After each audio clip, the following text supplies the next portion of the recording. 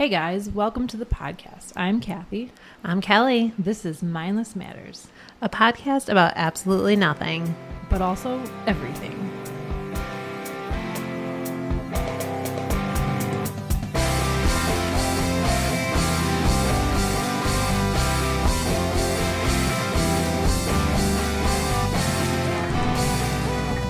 Unrealistic fears. Like what? That's what it is. Like it's getting unrealistic locked into the fears. bathroom? That's what it is.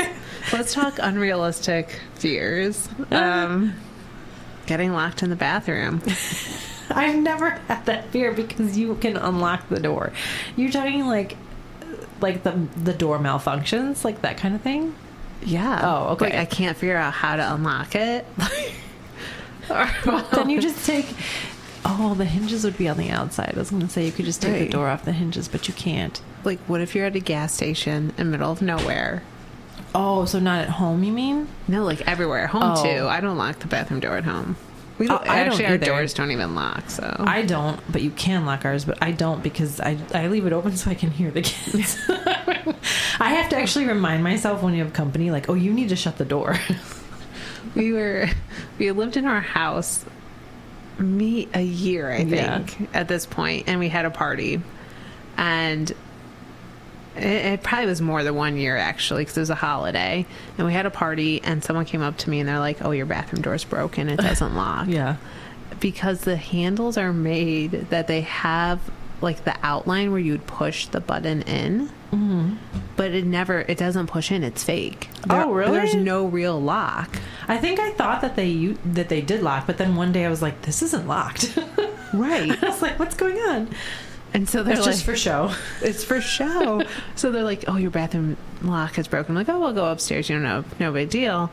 And then I was like, I can't believe someone broke our bathroom I think I was at that party. You were. Because I was like, oh, I can't believe that. Yeah. And You're like, oh no, this is just no, how it then is. it's like, wow, it's been like a year or so. Like, then I just noticed. Because I was pressing it too. Yeah, you were. Yeah, like when we had company over, I'd like close the door and like, Push the button. that doesn't push. That's so funny. So it's not broken. It's just that's how it is. Mm-hmm. Oh, that's It's a funny. decorative lock.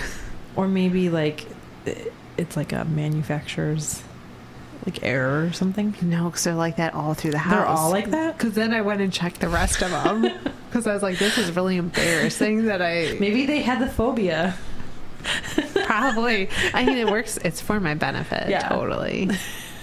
Okay, I'm trying to think. So this is probably like a little too serious, but like when Connor was 2 and I had Joe and we moved in here, I like all of a sudden, this might be a little bit postpartum anxiety, but like I had this panic attack like that, like what if, and it was like recurring, like what if something happened to me and he'd be here like by himself and like he wouldn't know what to do, and like Joe was a baby, and like I was just so worried that like they wouldn't know what to do, like they'd be stuck here, and because like Dave's gone from like 7 a.m. to like 6 p.m, like no one would know anything was off because I'm in charge of them, right? Right. And so like that was like my fear was like no one would know and they'd be here all day and like what would happen.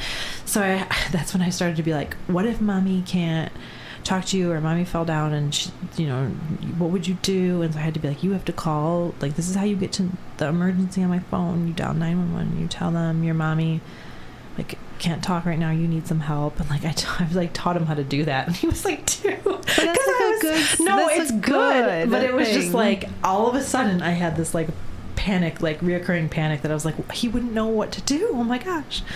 And I didn't have that with Owen this time.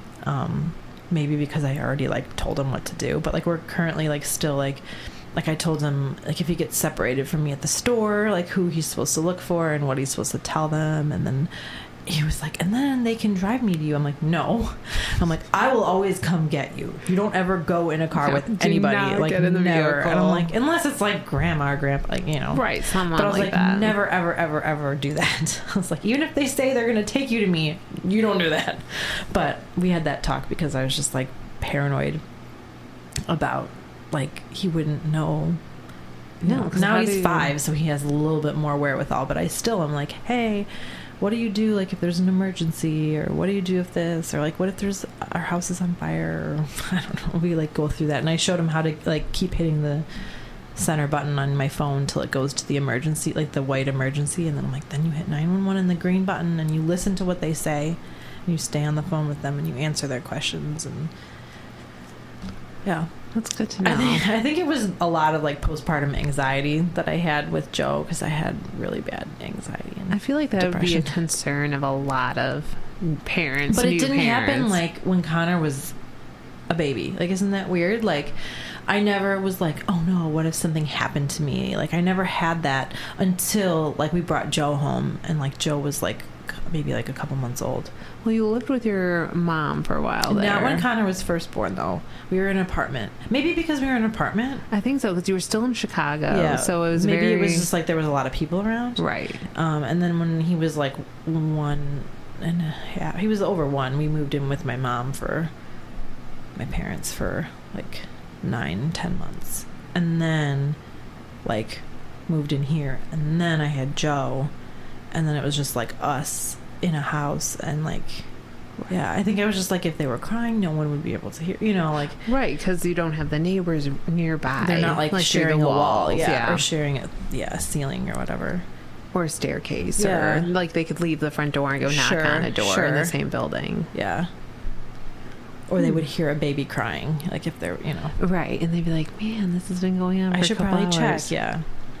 Yeah, it was just like a reoccurring like anxiety like thing that was like bothering me. I was like, oh my gosh, and it's like not like I wasn't like ill or anything, but I was just like, what if I fell or something and hit my head?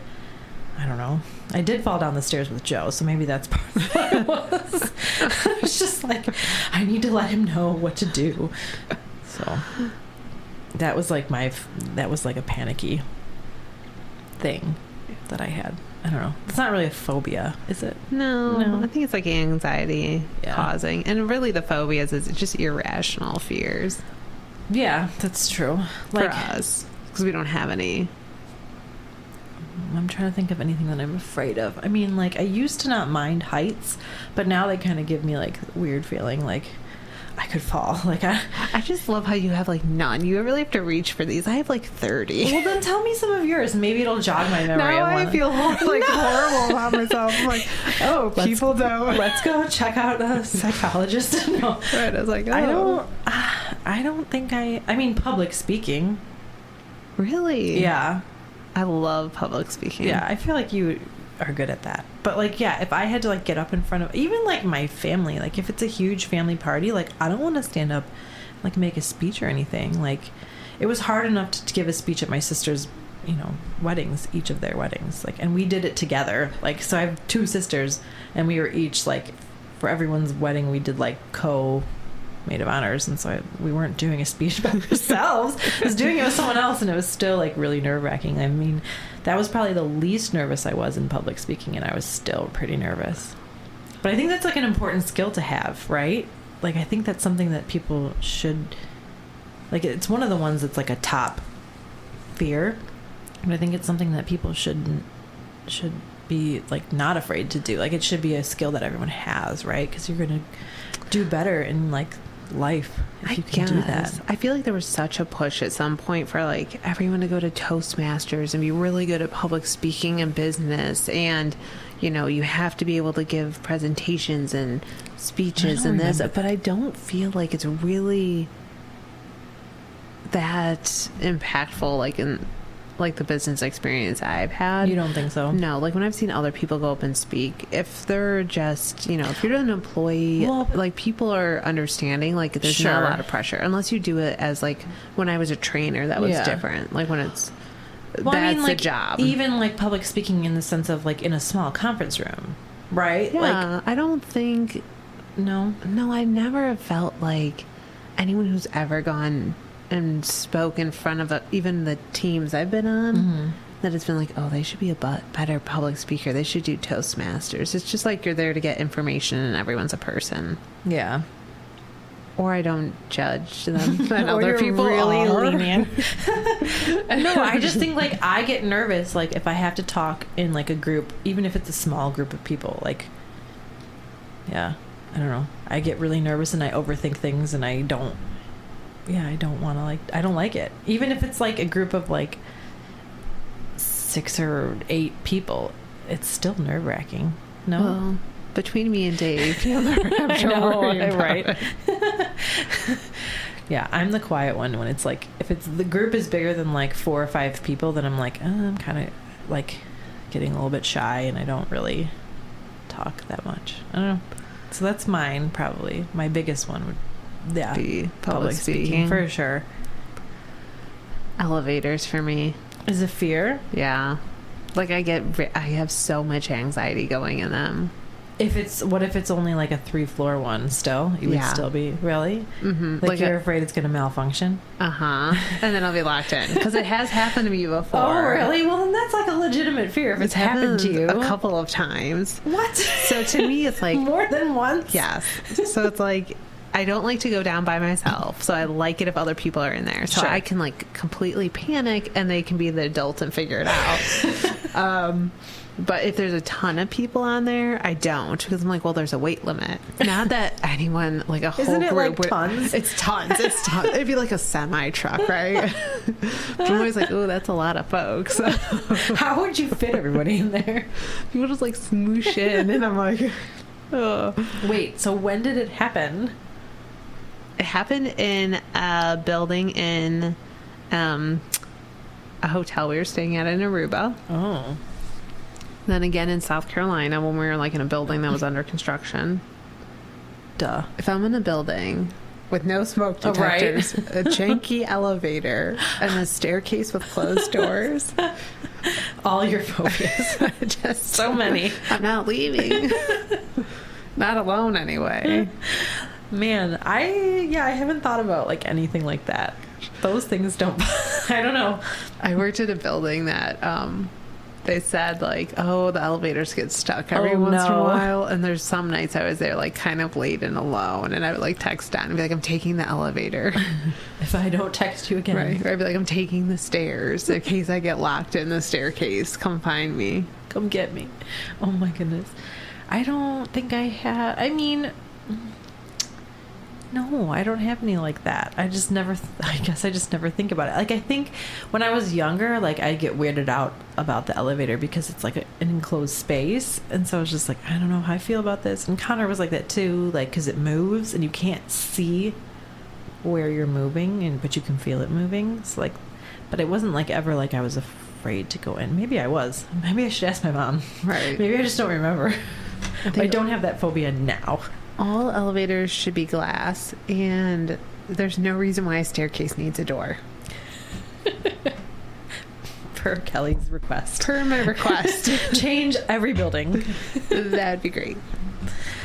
I don't That's think... why I never moved into an apartment that had an elevator. I couldn't do it every day. I couldn't do it by myself all the time, that many times a day. Yeah, you never have. Mm-mm. And your last place was like, the staircase was open staircase. Yep, because I would never go to a place that had a close. Like when we were apartment shopping, that's like the things I checked out. I didn't know and that. I was like, that's oh funny. No, I don't want to do that. I think I would like it because it would be harder for people to get to my apartment. You know what I mean? More like security, I guess. Like so you're saying, like, at work you'd have to like key in or whatever. Like, I feel like if you could key into each floor, it would be more secure for like your home. No, because you'd rather not have that. I'd rather just not. Yeah, no, I don't. Like, you think I'd have more phobias because like I listen to so much like true crime stuff. You think that I'd be more like, oh my gosh, we need a security system and we need cameras. I'm like, I don't know. I do get like a little bit more nervous like when Dave's like gone, like if he's away like for a trip or something, then I do get a little bit like weird and I have to like double check locks and stuff like that, and it is like harder for me to like fall asleep. I mean, like, I'm not super like I can't sleep at all, but it's more so that like it's only me responsible for these kids, and I have to like extra Right. like be careful extra. Yeah, no. I don't know. I can't think of any. I feel like I should. I feel like I should have less. Tell me another one. Come on, you said you have more. Like, it's just like weird things. Like when you go bowling, Yeah. I always get the extra large bowling ball with the giant finger holes because I'm afraid my fingers are going to get stuck. I do have that one because I have really fat fingers. I have like man hands, and so I have like put my fingers in bowling balls and been like, I can't get them out. I'm like, so It's yeah, horrifying. I like won't put them in all the way either. No, you just kind of... Yeah, I don't ever put them in all the way because I'm like, I just feel like it's gonna get stuck and it's gonna like dislocate my finger or something. Right, then you have to go to the ER with your bowling ball attached, and You're one of those people. you're like, hey, Because my fingers are like really, they're ginormous and they're fat. They are. they don't look good, but I feel like they do. I feel like they're super stocky looking hands. Dave and I have almost like the same size hands. maybe And my wrists are really big too. They are. So like people, like my mother-in-law got me this really nice like leather like wrist cuff thing that snaps, and like she's like, I got you the bigger size. She's like, I wasn't sure, and I was like, I'm like, no, I need the bigger size because my wrists are huge. It's tight, like it's too tight. I don't wear it because it's uncomfortable. It's too tight. She's like, it'll stretch. I'm like, oh, it hasn't stretched. You know how they have like the stackable bracelets that you just slide on? Yeah. What about those? Do you get afraid those will get stuck then? If I can get them on, I'm not afraid that they'll get stuck because I got them on. But I have been paranoid about like rings and stuff getting stuck on my fingers, especially after having kids. Like I can't get my wedding rings back on yet. Like I bought this cheapy ring from Etsy and I've been wearing this. It's not my wedding band. But so I'm more paranoid about rings getting stuck because like it's so fleshy, but like your hand isn't as like, I don't know, like, you know, like there's not that much fatty pads. Like you can, I don't know, like I feel like if you smush those bracelets on, you can get them off. I just don't wear them as much because they're too jingly for me. I don't wear bracelets very much, but I am paranoid about rings because like I've been trying to get my wedding ring on and I'll test it and I'll be like, I think I could get it back on, but it's still like not exactly the right size, so I never force it because I'm like, it's gonna get stuck and I'm gonna have to get it cut off. And yeah, right. So that is a phobia, I guess, of mine, is like getting like a ring stuck on my finger and like it cutting off circulation or something like that. But having to get it cut off at the ER, or like even at a jeweler, like they can cut it off, but like I would be devastated to have to get it cut off because it's ruined then, I think. I'm sure they could put it back together. Maybe, but it's weakened. Definitely. And that's why I don't want to get it resized, because you can only get it resized like so many times, and it depends on your ring, I think, how many you can. I had I'm really delusional because I think I'm going to lose all the weight, and I don't know if I am. Anyway, they put like a little slip guard in mine. Oh, yeah? It's like a little plastic kind of ball thing. Oh. Like on the inside of the ring, so it like can be a little bit tighter in the summer. And You mean in the winter? in the winter, that's exactly. After like, I why said would that, you I was want it to be like, no, that's I've seen not people right. have those where like they don't want to resize it, so they have two little balls on the on the inside. Yeah. Well, I don't need that yet. Maybe someday. I would really like to get them back on though, because they're so pretty, and I haven't worn them since I was pregnant with Joe. But maybe someday. Someday. Soon. They're so pretty. No. What's another one? Come on, Kelly, you brought this up. There's just like weird little things I'm afraid of. Like everyday things? Yeah. Or things I just don't like. Like I just don't like to do it for no reason. It's like irrational. It's never going to happen. What? What don't you like to do? Let's see. I have to think hard because those are like my top three. Those are your big ones? Those are like my big ones, yeah. I'm trying to think if I have one that's like I don't do roller coasters very much anymore because like, well, first of all, I had like an inner ear infection and it made me like super like dizzy and have vertigo and all that. And so like ever since then, like my equilibrium has never been good. But like, yeah, I don't do them anymore because it's like something could happen, and like you hear about something happening like a lot. I feel like a lot, and then I think like, would I let my kids go on that? Because like you have to let them go on because they're so fun. They're fun, but like now I'm like, oh, I don't know, like stuff could go wrong. And I think I'm more worried about like carnival rides where they like take them down and like set them back up, because I'm like, that just seems not safe. That's a lot of wear and tear. But like Dave took them to like one of the like it was for the fall, I think, so it was for like Halloween or something, to like rides, and like took Joe on like one that goes up pretty high, and he didn't even go on with her, and I was like, what? But she was okay. Joe was fearless. She's just like up there hanging out. But I think she's getting a little bit more like nervous now that she realizes, like, I don't know. Anyway, Connor was afraid for a long time to do any of that stuff, but like I don't want to like put my fears on them, but I just want to keep them safe. So I'm like trying to like draw the line where I'm like, am I being too overprotective or not protective enough? I don't know. So I do make him put on a helmet every time he rides his little training wheel bike. I'm like, put your helmet on. Well, it's a good practice. That's a good practice. Yeah. Even if we're not going very fast, but just in case, you never know. Yeah. That's... Like, those are all really like good things to like practice, you know. Not going in an elevator. No, like wear your helmet. No, I know. And know how to call the cops. And I guess that's true. They're actually like practical things, right? Not really irrational, because like it could happen. But I feel like my reaction to like all of a sudden being like, like that was like a little dramatic. Like I could have just been like, you know, I should probably teach him that. But I was like having like anxiety over it, and like having trouble sleeping. Yeah, like I was like having trouble like going to sleep because I'm like, he doesn't know what to do, and like what if something happened, and like I don't know. You're like, you can't have dinner till you could prove you could do it. And you're two, and you need to figure it. No, I don't know. And I don't know why all of a sudden I was like, something could happen to me, but like that like fear overcame me. Like I could just like fall over. Like I don't know. That's irrational. I don't have those, which is kind of weird. Probably because you don't have kids, maybe. Probably. Like, no one's depending on you that much. No. And, like, maybe it would be different if, you know, like, they were going to daycare or something, and, like, you know what I mean? Like, they had to check in somewhere. Because, like, they don't have to check in anywhere because it's like, well, they're with their mom. But, like, that's a lot if you think about it. Like, it's a lot of responsibility on you. So maybe that was just part of it, was just, like, the realization that like it's a lot of responsibility to like take care of them. But I don't know. But you guys should let us know what's your irrational fears. Yeah, or phobia that you We have. might pick some up along the way. I know. Or maybe I'll realize, oh yeah, I do have that one. Or maybe you just shouldn't tell us at all.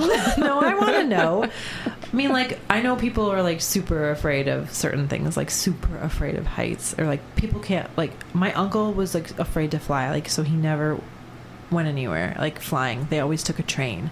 So he and his family always would take a train. Which is kind of awesome. It's cool. But, like, if you, I mean, look, I get it. That's like a terrifying thing to happen, and everyone kind of has a little bit of that, I feel like, unless you travel that much for work. But like, you are more likely to get in a car accident than to like have a plane crash, right? Like, statistically speaking. So it's like, technically speaking, that's probably an irrational fear to have, that you never get on a plane. I don't know. I use the extra large bowling ball. That's true. I'm not your audience. You're afraid you're gonna get locked in the bathroom, right? Like, oh my god, like I can't. No, like, you're like, that's legit. I'm like, take the train everywhere. Right, take the train, man. Do what you gotta do. Oh, that's so funny. Dave even kind of got that way a little bit when we were like talking about like going places, or I think we were talking about like maybe visiting like a friend of his overseas or something. But he's like, I don't know if we should all fly in the same flight. What are you talking about? And he's like, well, in case something happens. I was like, that's why I do fly on the same flight. Why? So he could have someone with you? No, because I think I'd be so devastated if like we were on separate flights and something happened. Well, I think his point was like, so that we're all not going down. But like my grandpa used to fly us like out on vacations, like a huge, like our extended family, and he would put like a couple people on like certain, like he'd spread out the flights. Oh yeah, just in case, I guess. I found that out like after the fact, and I was like, whoa, it's a little morbid, but I guess it's good practice. Just add it to my list. Now you're not going to want to go on a girls trip with me. No, I'll definitely we'll have to take separate flights there. I'll be like, meet you there. I'm taking the train. Because we know I won't be able to drive. Because I can't get gas. Oh, you have no one to fill up for you. Right. You did it though. You did it one time. So maybe that was a good amount. Maybe if you just do it like 2 or 3 more times. No? No. What if I drive away with a hose left in the car? Is that a phobia? Not yet. Because you don't have to do it. Right. I have no problem flying. No. No, not at all. I always am okay until like I sit there and then I'm like, they're going to take off, and then I get a little nervous, like a little butterfly fluttery.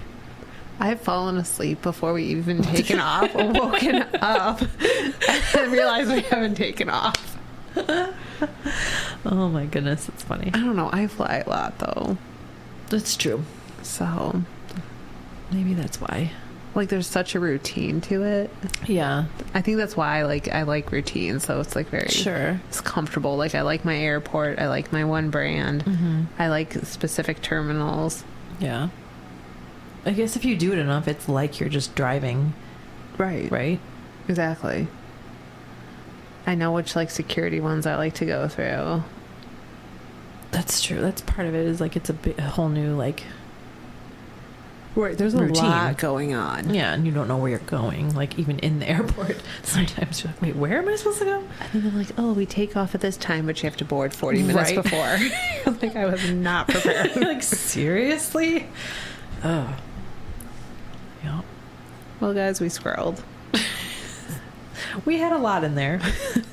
But you'll have to let us know all your... It doesn't have to be a phobia, but like a weird quirk maybe. Like a rational fear, as Kelly put it. Or a perfectly rational fear. Or perfectly rational fear. Because that's what I'm going with now. That's true. I mean, your fingers could get stuck in the bowling ball, and you could have to go to the ER. How would they get your fingers out? We cut them. Cut the bowling ball. I thought you were going to say cut your finger. They just cut them off. It's over. No, they cut the bowling ball, I'm sure. They? Yeah. Okay. Oh my gosh. I can't even. It makes my stomach hurt. Because what if they slip and cut all your fingers off? See, this is... We'll have to have like an ER doctor let us know. Right. And be like, has this ever happened? And how do you get the bowling ball off? Right. And what's the chance of cutting their finger? Because percentage. Give us one. Right. Very specific details, please. Oh. All right, guys. Thanks for listening. Make sure you let us know. Kelly, edit out that sniffle. Try again.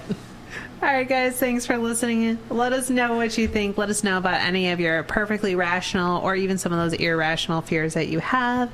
And follow us on Instagram, like our Facebook page, website. Yeah, check out our blog. You guys know you can find us on the socials. Bye.